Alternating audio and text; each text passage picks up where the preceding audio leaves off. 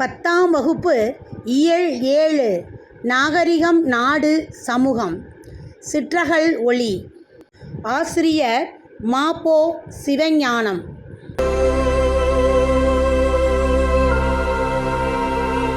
பேரவைச் செல்வர், ஏற்றமிழ் செல்வம், சிலம்புச் செல்வர் என்ற சிறப்பு பெயர்களுக்கு உரியவர் மா.பொ. சிவஞானம் அவர்கள்.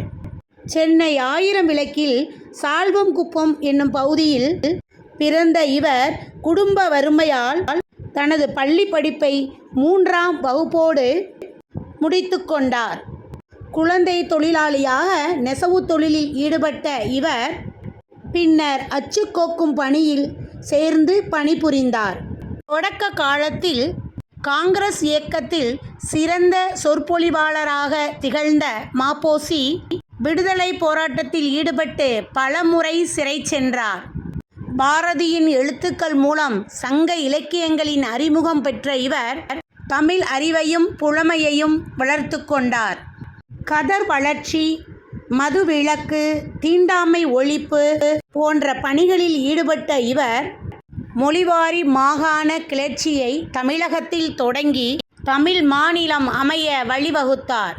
சிலப்பதிகாரத்திற்காக முதலில் மாநாடு நடத்தி ரா.பி. சேதுப்பிள்ளை, மு. வரதராஜனார் போன்ற தமிழ் அறிஞர்களின் நல் மதிப்பை பெற்ற ம.பொ.சி.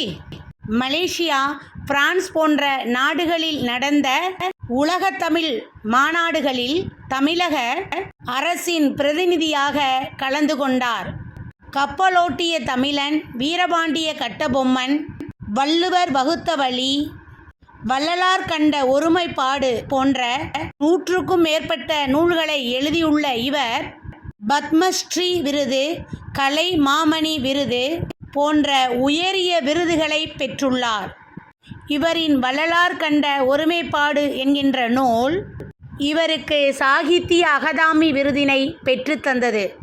இவரது 100ஆண்டு விழாவினை முன்னிட்டு முத்தமிழ் அறிஞர் கலைஞர் இவரது நூல்களை நாட்டுடைமை ஆக்கியதோடு இவருக்கு சிலை அமைத்து சிறப்பித்தார்.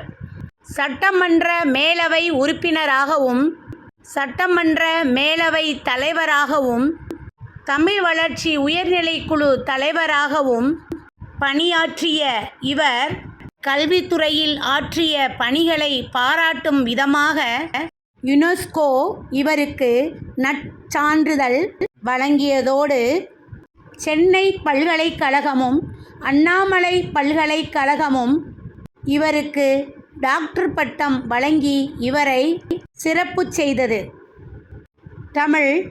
தமிழர், தமிழகம் என இறுதி மூச்சு வரை தமிழ் தொண்டு புரிந்த மா.பொ. சிவஞானம் அவர்களின் எனது போராட்டம் என்னும் தன் வரலாற்று நூலில் இருந்து இக்கட்டுரை தொகுத்து வழங்கப்பட்டுள்ளது.